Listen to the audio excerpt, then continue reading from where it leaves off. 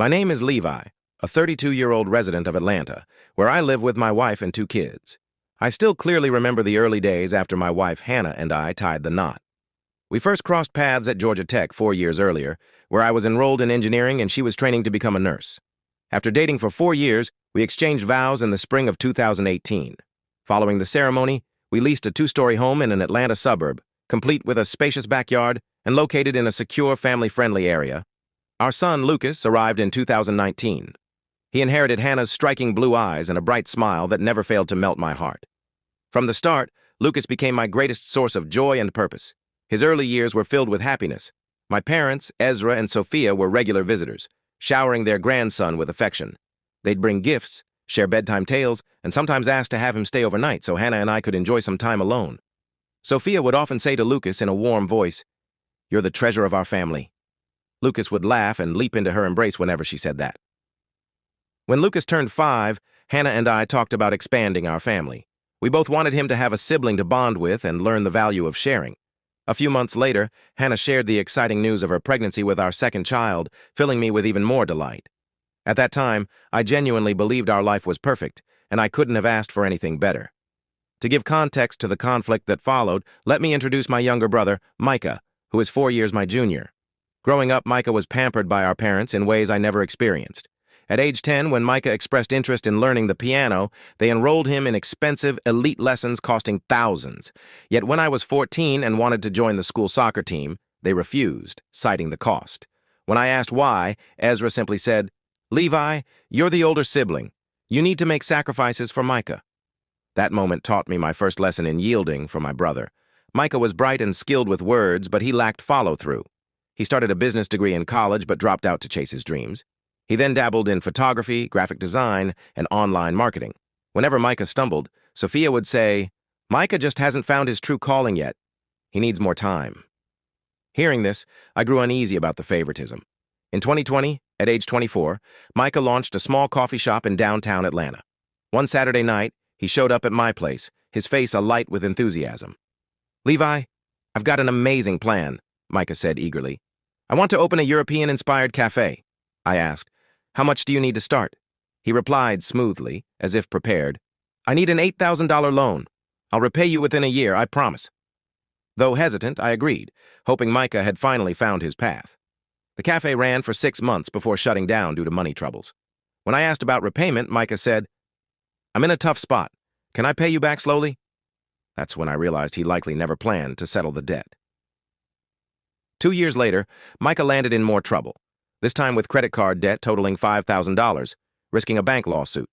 He came to me, eyes pleading. "I need your help, Levi. This is the last time, I swear," he said in a frantic tone. I knew it was a mistake, but I agreed, not wanting him to face legal action. Over 4 years, I'd lent Micah $13,000 and not a penny was returned. When Hannah asked about the money, I'd say, "Family helps family." But deep down, I was tired of being the dutiful older brother, a role I'd been stuck in for 28 years. The family drama started over a year ago, sparked by Micah. I recall it vividly. On a Saturday afternoon in March 2024, Micah arrived at my house, his eyes shining with a new get-rich vision. Lucas was playing in the living room and rushed to hug him, exclaiming, "Uncle Micah, I missed you." Micah smiled, ruffling Lucas's hair. "I missed you too, buddy. You've gotten so big." After Lucas went back to his toys, Micah sat on the couch and pitched his latest idea. "Levi, I found a solid business opportunity," he said confidently. "I'm starting a transportation company." A chill ran through me.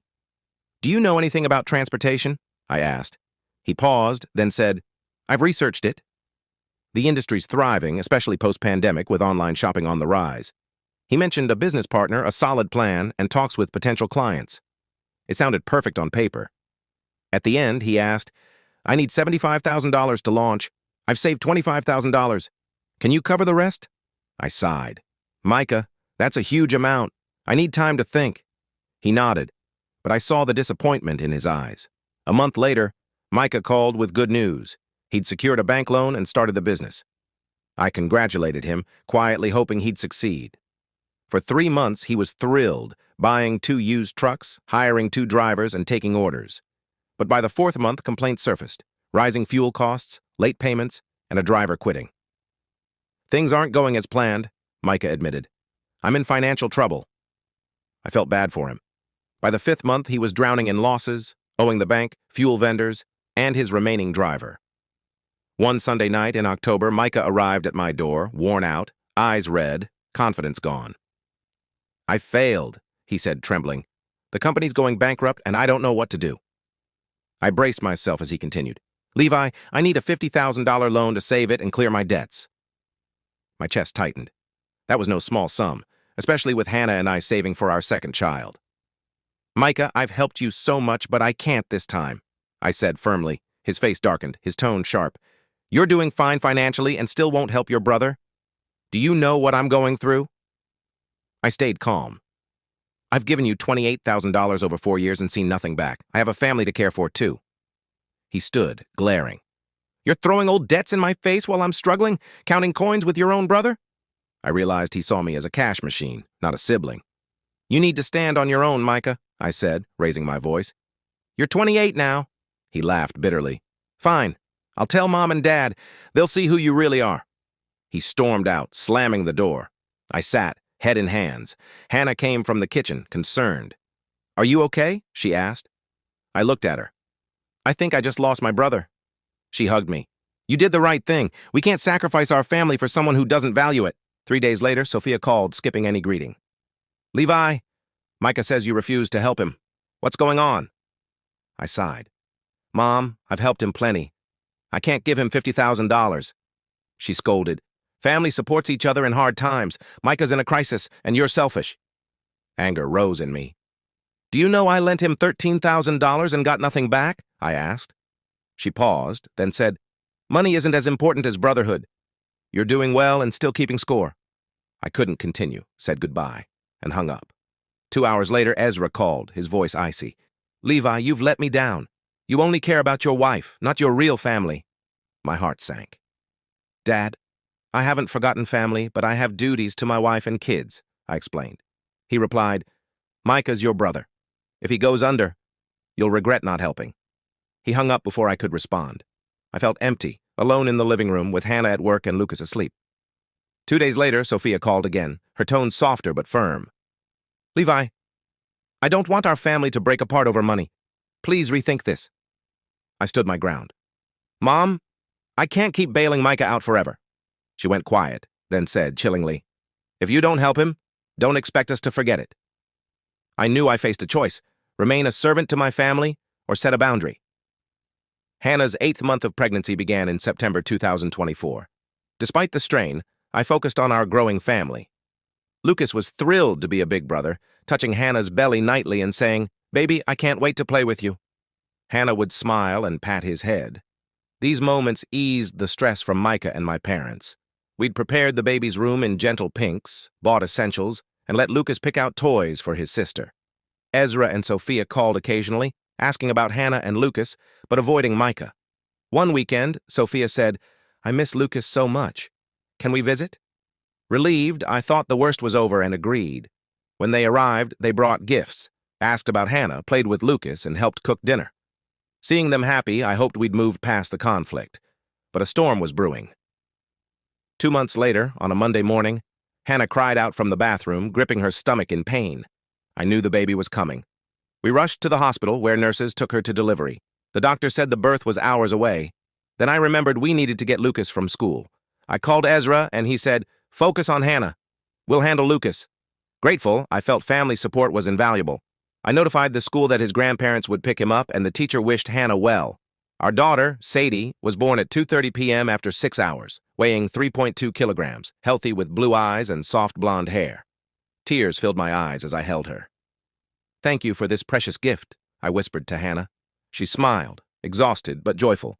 I called my parents to share the news. Sadie's here, healthy and doing great, I said. Sophia replied, Oh my, another granddaughter. I reminded them to get Lucas and bring him to the hospital. They agreed, and I thanked them, unaware of the nightmare ahead. By 6 p.m., with no word from them, I called repeatedly, nearly 20 times. No answer, no replies to texts. Panic set in. At 6:30, an unknown number called. This is Pastor Daniels, a calm voice said. I'm looking for Mr. Levi Morrison. My heart raced. Yes, this is Levi. What's wrong? He said, "We found a boy, Lucas, alone in the church, wearing a wristband with your name and number." My world collapsed. "Is he hurt?" I shouted. "He's safe but scared and crying." The pastor replied. "I'm coming. Don't let anyone take him," I said, voice breaking. I turned to Hannah. "My parents left Lucas at a church. I'm going to get him." She cried. "How could they do that?" I kissed her forehead. "Stay with Sadie. I'll bring him back." The 30-minute drive to the church felt endless. Pastor Daniels, a kind man in his 50s, met me at the entrance. "Lucas is in my office," he said. Inside, Lucas sat curled in a chair, clutching his teddy bear, eyes red, hair messy, clothes rumpled. He ran to me, sobbing, "Daddy, I was so scared. Grandma and Grandpa said you don't love me anymore." My heart shattered as I held him tight. I knew I'd never forgive them. After bringing Lucas to the hospital and calming him, I drove to my parents' house at 10 p.m., furious. I pounded the doorbell until Ezra answered, unfazed. "How could you do that to Lucas? He's 6, I yelled. He stared coldly. "You chose money over family." Sophia stepped in, her face stern. "I raised you for 32 years. Now you know what loss feels like. If you won't help your brother, we won't care for your son." I felt stabbed. "He's your grandson. How could you use him for revenge?" I demanded. Ezra replied, "We wanted to show you family's value, but you're too selfish to get it." They weren't the parents I knew. "I'm done. I'm parentless now, and I'll sue you for child abandonment," I said. Ezra scoffed. "Sue us? Go ahead." I left, slamming the door, torn but determined to protect my family. Back at the hospital by midnight, Hannah sat with Lucas asleep in her arms. "What happened?" she asked, worried. I recounted everything. She was stunned, holding Lucas tighter. The next morning, she called her parents, Thomas and Linda. Shocked, Thomas said, "We're coming right away. This can't stand." They arrived that afternoon. Thomas, a retired engineer, and Linda, a former teacher, were loving people. Linda hugged Lucas, saying, "Sweetie, Grandma and Grandpa will keep you safe." Lucas smiled and hugged back. Thomas sat with me. "Levi, we can't believe they'd do this to a 6-year-old. It's heartless." Linda added, "We'll back you legally. This can't be ignored." Their support felt like a lifeline. Thomas and Linda stayed, caring for Lucas while Hannah recovered, and I handled legal steps. Lucas slowly regained confidence, playing with them, hearing stories, and feeling loved. One night he asked, "Daddy, why don't Grandma and Grandpa love me like Nana and Papa?" I hugged him. "Some people don't love the right way, but Mommy, Daddy, and your other grandparents love you with all we've got." He nodded, leaning into me. 2 days after leaving the hospital, Micah called. "Levi, Mom and Dad told me about Lucas. I can't believe it," he said. Angry, I asked, "Did you know they'd do this?" He swore, "No, I just vented about your refusal." I never thought they'd go this far. He asked about Lucas, Hannah, and the baby, sounding sincere. I felt he'd learned a vital lesson. Our actions affect the innocent. The following Monday, with Thomas and Linda's financial help, I met Julia Bennett, a 45-year-old lawyer with 20 years in family and child protection law. Her sharp gaze held compassion as she heard my story. "This is a grave case," she said. "Using a child for revenge is inexcusable." I asked, "Do we have a case?" She replied, "We have Pastor Daniel's statement and may get church footage. I'll request it." Over the next week, Julia gathered evidence. Pastor Daniels gave a detailed account of Lucas's state. Security video showed Ezra and Sophia leaving Lucas at 5 p.m., ignoring his pleas as he ran after them. It broke my heart. Julia also got Lucas's doctor's report, noting stress and anxiety from the ordeal. Julia filed a suit against Ezra and Sophia for child endangerment, emotional abuse, and abandonment. They hired a lawyer and denied everything. Their attorney called Julia, suggesting a quiet settlement, but I told her, "I want this in court. No one hurts a child without consequences." She agreed. 3 months later, the trial began at Fulton County Court, drawing local media. I sat with Thomas and Linda, while Ezra and Sophia avoided our gaze. Judge Patricia Collins, 55, with 25 years in family court, presided. Julia opened strongly. "Your Honor, this isn't just abandonment. It's using a child for vengeance." The defense countered, "Your Honor, my clients meant to teach their son family values, not harm their grandson."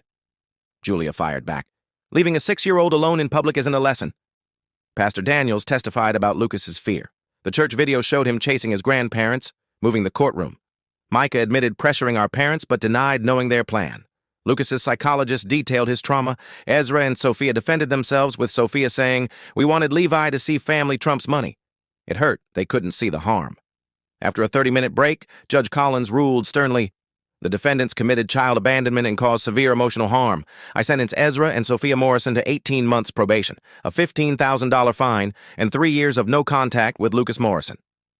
Relief washed over me. Justice protected Lucas. A month later, we stayed in Atlanta, building new memories. Hannah left her hospital job to stay home. "I'll be with you and Sadie daily," she told Lucas. He hugged her, yelling, "I love Mommy at home." Thomas and Linda moved 15 minutes away, selling their old place to be near us. They taught Lucas to bike, garden, and cooked his favorite meals. "We love you and Sadie more than anything," Linda said. Lucas replied, "I love you too, Nana and Papa." Lucas adored Sadie, helping us care for her. "Daddy, Sadie smiled at me," he'd say. I'd reply, "You're a great big brother." Micah, now working steadily at a logistics firm, began repaying me, starting with $500. "I've learned my lesson," he said. "I'll pay you back and not hurt anyone again." I felt he'd grown. We cut ties with Ezra and Sophia, despite their calls and family pleas. When relatives said, "They're still your parents," I replied, "Real parents don't harm their kids or grandkids." Lucas healed, becoming a happy, bright boy, while Sadie grew healthy and joyful. 3 months later, we renovated our home, painting walls, swapping furniture, and filling it with love. Nightly, Hannah and I sat in the backyard, sipping coffee, planning our future. She'd ask if I regretted my choice. "No," I'd say firmly. "That's my story. What do you think? Was I wrong to sue my parents? I'd love your thoughts below. I truly want to hear from you."